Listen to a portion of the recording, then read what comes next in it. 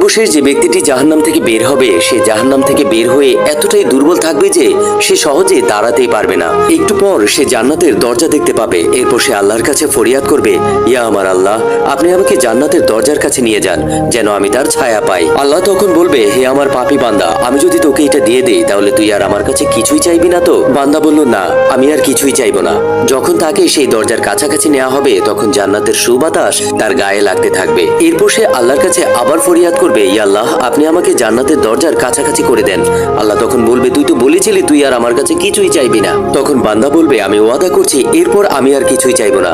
যখন তাকে জান্নাতের দরজার কাছাকাছি বসিয়ে দেওয়া হবে তখন জান্নাতীদের আওয়াজ শুনতে পাবে। এরপর সে আল্লাহর কাছে আবার ফরিয়াদ করবে, ইয়া আল্লাহ, আপনি আমাকে জান্নাতের ভিতরে প্রবেশ করিয়ে দেন।